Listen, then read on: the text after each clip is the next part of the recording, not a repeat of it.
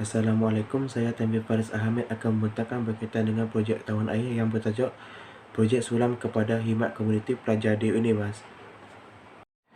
Untuk bahagian pendahuluan, bahagian ini membincangkan mengenai penyelidikan yang dijalankan oleh pengkaji. Selain itu, pengkaji juga akan menerangkan dengan lebih lanjut mengenai kajian yang telah dipilih oleh pengkaji yang berkaitan dengan sulam kepada komuniti pelajar di UNIMAS. Pengkaji akan membuat kajian mengenai kelebihan projek sulam kepada komuniti pelajar di UNIMAS. Kajian ini juga lebih kepada sulam kepada khidmat komuniti pelajar di UNIMAS. Untuk bahagian latar belakang kajian, melalui Pelan Pendidikan Malaysia 2015 hingga 2025, lonjakan pertama dalam inisiatif A1 adalah untuk mengukuhkan kurikulum di mana institusi pengajian dikehendaki menggunakan High Impact Education Practice, iaitu merupakan amalan pendidikan berimpak tinggi yang menggalakkan pembelajaran melalui pengalaman dan penyerapan keusahawanan dalam menggabungkan kurikulum. Menurut Kementerian Pelajaran Pengajian Tinggi 2021 menyatakan sulam adalah singkatan bagi Civil Learning Malaysia University for Society, yang merupakan kaedah pengajaran dan pembelajaran yang menggabungkan hasil pembelajaran khusus dengan khidmat komuniti. Itu dikira dalam jumlah jam pelajar belajar bagi kursus yang berkaitan di institusi pengajian tinggi. Sulam ini adalah satu kaedah pengajaran dan pembelajaran yang menggabungkan objektif pembelajaran khusus dengan khidmat masyarakat, di mana berinteraksi dengan masyarakat ramai untuk menyelesaikan masalah setempat dengan menggunakan ilmu pengetahuan sedia ada dan kemahiran yang dipelajari di dalam bilik kuliah. Asas pelaksanaan aktiviti sulam adalah dalam masyarakat ialah kasih sayang, kebahagiaan dan saling menghormati. Ini penting untuk memupuk kasih sayang dan saling menghormati antara satu sama lain. Untuk bahagian sorotan kajian, sulam ialah konsep multidimensi yang merangkumi kedua-dua pendekatan kurikulum dan kurikulum untuk perkhidmatan dan peluang pendidikan. Pembelajaran sulam amat menyarankan keseimbangan antara hasil pembelajaran dan hasil perkhidmatan yang hanya dicapai melalui integrasi. Sulam menggambarkan amalan pengajaran dan pembelajaran yang melibatkan pelajar dan masyarakat sebagai subjek utama melalui perancangan yang dibuat oleh fakulti dan universiti bersama dengan komuniti. Sulam adalah untuk meningkatkan pembelajaran pelajar dengan membuka aspek teori serta latihan di dunia sebenar, meningkatkan sosial kemahiran sivik dan kewarganegaraan di kalangan pelajar. Secara asasnya, khidmat komuniti dapat didefinisikan dengan pelibatan pelajar bersama komuniti luar yang fokuskan kepada aktiviti yang mendatangkan kebaikan kepada pihak yang terlibat. Namun menurut Nota Board ETAL 2019 menyatakan definisi khidmat komuniti adalah kerja atau usaha dilakukan yang melibatkan aktiviti yang memberikan peningkatan terhadap kualiti hidup komuniti sama ada memerlukan ataupun tidak. Manakala menurut sumber lain iaitu McDonald 2013 menyatakan bahawa aktiviti khidmat bukanlah suatu perkara yang baru, tetapi ianya sebagai khusus untuk melengkapkan aktiviti kurikulum para pelajar. Aktiviti komuniti yang ditawarkan kepada masyarakat dapat memberi manfaat kepada pelajar dari segi pembelajaran dan pembelajaran yang mendatangkan kebaikan kepada mereka. Di samping itu, menurut Valentine ETAL 2021 menyatakan manfaat aktiviti khidmat komuniti terhadap para pelajar. Hal ini dikatakan demikian kerana khidmat komuniti ini dapat membantu meningkatkan kecemerlangan akademik dan pembangunan kendiri pelajar. Untuk bahagian permasalahan kajian, masalah utama yang wujud adalah terdapat segelintir pelajar tidak berminat dengan projek sulam. Hal ini dikatakan demikian kerana pelajar sukar untuk memenuhi kehendak komuniti luar. Menurut Awang 2020 menyatakan bahawa pelajar menghadapi kesukaran dalam merancang aktiviti akan dilaksanakan berdasarkan keperluan yang diminta oleh komuniti luar. Permintaan yang berlebihan oleh komuniti luar menyebabkan pelajar tidak mampu untuk memenuhi kehendak mereka. Selain itu, kekangan masa juga merupakan permasalahan kepada projek sulam terhadap pelajar UNIMAS. Hal ini dikatakan demikian kerana pelajar mempunyai banyak tugas-tugasan yang perlu dilaksanakan secepat mungkin. Menurut Kamarul Bait 2021 menyatakan bahawa setiap tugasan mempunyai masa penghantarian yang telah ditetapkan, menyebabkan pelajar terpaksa mengejar masa tersebut. Masalah lain yang wujud dalam pelajar adalah kekangan kewangan untuk menjalankan projek sulam. Menurut Mustafa 2016 menyatakan bahawa kekurangan sokongan pihak atasan dari segi kewangan, infrastruktur dan pendedahan daripada pihak universiti merupakan cabaran kepada komuniti pelajar. Semasa musim COVID-19, masalah yang wujud dalam komuniti pelajar terhadap sulam adalah menguruskan projek dengan komuniti luar secara atas talian. Menurut Hussein 2015 menyatakan bahawa kemunculan pandemik COVID-19 membawa kesan kepada pengurusan di mana ianya menjadikan pergerakan pelajar sangat terhad. Pelibatan bersama komuniti menjadi sukar dan disebabkan Perintah Kawanan Pergerakan Pelajaran melaksanakan sulam hanya melalui alam maya secara face to face. Untuk objektif kajian, objektif pertama adalah untuk mengenal pasti punca masalah segelintir pelajar UNIMAS tidak berminat dengan projek sulam ini. Yang kedua adalah untuk menganalisis faktor kekangan masa dan kewangan dalam kalangan pelajar dalam melaksanakan projek sulam. Dan yang ketiga adalah untuk mengkaji strategi pengurusan projek sekiranya sulam dijalankan secara atas talian seiringan dengan masalah pandemik COVID-19. Untuk bahagian persoalan kajian. Untuk persoalan pertama adalah apakah punca masalah segelintir pelajar UNIMAS tidak berminat untuk projek sulam. Kedua adalah bagaimanakah faktor kekangan masa dan kewangan mempengaruhi pelajar UNIMAS dalam projek sulam. Dan yang ketiga adalah apakah strategi pengurusan yang digunakan oleh pelajar UNIMAS jika projek sulam dijalankan secara atas tali. Untuk bahagian kepentingan kajian. Kajian ini yang dijalankan ini adalah untuk membincangkan berkaitan dengan sulam kepada komuniti pelajar UNIMAS. Kajian ini dilakukan bertujuan untuk memberi peluang kepada para pelajar bagi menerka dan mengaplikasikan ilmu dalam konteks menyelesaikan masalah dunia sebenar dalam komuniti. Kajian ini memberi kepentingan kerana kajian ini dapat membantu pelajar UNIMAS dalam mengukuhkan pengetahuan teori dan aplikasi yang dipelajari serta elemen lain seperti kreativiti, disiplin, keimanan, semangat bersukan dan juga hormat menghormati. Masalah yang wujud sekiranya kajian berkaitan sulam kepada masyarakat pelajar di UNIMAS tidak dijalankan adalah kurang kemahiran dalam diri pelajar seperti penyelesaian masalah, tidak dapat fikir secara kreatif, kurang komunikasi dan juga kurang kolaboratif. Oleh itu, kajian yang dilakukan oleh pengaji diharapkan dapat memberi manfaat kepada pihak berkenaan, terutamanya kepada pelajar dan juga komuniti yang berkenaan.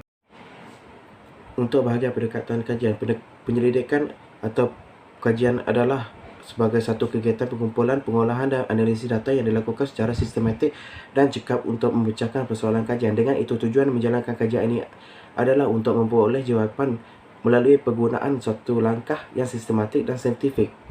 Berdasarkan kepada bentuk persoalan kajian, pengkaji lebih memfokuskan kepada pendekatan kajian ini kepada pendekatan kaedah yang bersifat kuantitatif. Walau bagaimanapun, pengkaji turut menggunakan kaedah kualitatif untuk menyokong maklumat dan juga untuk memuatkan dapatan kajian. Pengkaji menetapkan pemilihan ini berasaskan kepada tajuk dan persoalan kajian. Penyelidik boleh memilih salah satu pendekatan ataupun menggabungkan kedua-duanya sekali. Dihubungkan dengan teori-teori sosiologi, teori yang berbentuk makro selalunya akan menggunakan pendekatan kuantitatif, sementara yang berbentuk mikro biasaan menggunakan pendekatan kualitatif. Untuk pendekatan kualitatif, menurut Rohana Yusuf menyatakan bahawa pendekatan kuantitatif adalah satu usaha untuk membentuk prinsip dan peraturan umum yang menganakan realiti sebagai objektif. Menurut Nana 2005 menyatakan bahawa pendekatan kuantitatif ialah penyidikan yang menekankan kepada fenomena objektif dan dikawal melalui pengumpulan dan analisis data. Suatu penyidikan yang melibatkan pengukuran pemboleh ubah, kajian dengan menggunakan alat saintifik dan eksperimen. Penggunaan ujian saintifik terhadap suatu kajian adalah sebagai usaha untuk menerangkan, menjelaskan dan atau mencari perhubungan antara pemboleh ubah dalam suatu penyelidikan. Untuk pendekatan kualitatif, pendekatan ini lebih memfokuskan kepada pengalaman subjektif individu yang perlu dianalisis secara kualitatif dan mempunyai makna tertentu. Menurut Rohana Yusuf, pendekatan kuantitatif ialah prosedur penyelidikan yang menghasilkan data gambaran yang boleh diamati. Tradisi tertentu adalah ilmu pengetahuan sosial yang secara fundamental bergantung kepada pengamatan manusia dalam kuasa sendiri dan berkait dengan orang-orang tersebut dalam bahasa dan peristilahannya. Selain itu, pengkaji juga menggunakan kaedah pemerhatian dan dokumentasi. Tidak lengkap jika pengkaji hanya menggunakan kaedah pemerhatian, juga akan menggunakan siri temu bual bersama dengan pelajar-pelajar UNIMAS yang berkaitan dengan sulam. Untuk bahagian teori penyelidikan, teori yang digunakan oleh pengkaji adalah teori pluralis. Panduan untuk pengkaji adalah memahami komuniti dan juga menjalankan kerja komuniti. Dalam teori ini yang dipengaruhi oleh Peter 1976 dan Weber pada tahun 1930 hingga 1978. Dalam teori ini menyatakan berkaitan dengan kuasa di dalam komuniti tidak terletak pada mana-mana kumpulan tertentu, tetapi semua orang mempunyai kuasa untuk membuat keputusan atau bertindak. Daripada teori ini juga berkaitan dengan bekerja dengan sense direction dan rasa tanggungjawab dalam diri pelajar. Dengan ini, pelajar boleh membawa kepada perubahan sikap atau peningkatan situasi kebenaran dalam masyarakat dan juga meningkatkan kebajikan masyarakat. Untuk bahagian rumusan bab, pengkaji menerangkan mengenai latar belakang kajian yang telah dijalankan. Tertulis di dalamnya permasalahan kajian, kepentingan, skop, lokasi, pendekatan, kerangka konseptual dan juga fokus kajian ini.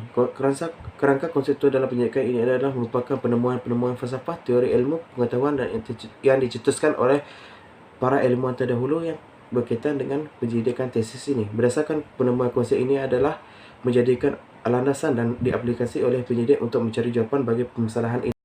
Untuk bab 2 ini adalah berkaitan dengan kajian literatur. Ini menjelaskan kajian lepas mengenai kajian-kajian sulam dan khidmat komuniti untuk menunjukkan hubungan kajian dengan kajian yang lepas, untuk mengenali dengan lebih mendalam dan mengenal pasti idea utama, pembezaan definisi dan juga menyediakan konteks untuk menyelidikkan mengenai sulam, memberi gambaran kepada pembaca dan juga pengkaji berkaitan dengan maklumat-maklumat yang ada pada kajian lepas.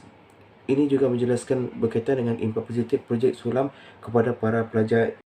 Untuk bahagian kajian literatur, sulam menggambarkan amalan pengajaran dan pembelajaran yang melibatkan pelajar dan masyarakat sebagai subjek utama melalui perancangan yang dibuat oleh ahli fakulti dan universiti bersama dengan komuniti. Sulam mempunyai perbezaan dari juga dapat kajian yang dilakukan. Pendekatan pembelajaran sulam ini bersifat khidmat sosial yang terhad kepada elemen kesukarelawan terutamanya di Malaysia. Pengkaji menggunakan sumber kajian yang diperoleh daripada Ibrahim et al. 2018 di atas kerana banyak memberikan manfaat kepada kajian pengkaji. Ini juga adalah untuk menyatakan impak positif ini dapat dilihat daripada reaksi positif yang ditunjukkan oleh komuniti luar kepada para pelajar projek sulam ini. Konsep survey learning yang terdapat dalam definisi sulam adalah tidak sesuai dengan konsep khidmat sosial lain seperti khidmat komuniti, aktiviti sukarelawan ataupun latihan industri, namun diterjemahkan dalam agenda program sulam. Sulam terbahagi kepada 4 bahagian yang mempunyai makna yang berbeza. Perbezaan definisi ini dapat dilihat dari artikel seperti yang dinyatakan oleh Greenwood 2015, menyatakan definisi sulam ini dibezakan dengan mengenal pasti melalui objektif dan cara pelaksanaannya. Definisi khidmat komuniti sulam adalah kerja atau usaha dilakukan yang melibatkan aktiviti yang memberikan peningkatan terhadap kualiti hidup komuniti sama ada memerlukan ataupun tidak. Sulam boleh membantu meningkatkan pembangunan komuniti dan juga mengukuhkan komuniti tempat. Aktiviti khidmat ini bukanlah suatu perkara yang baru, tetapi ianya sebagai khusus untuk menetapkan aktiviti kurikulum para pelajar.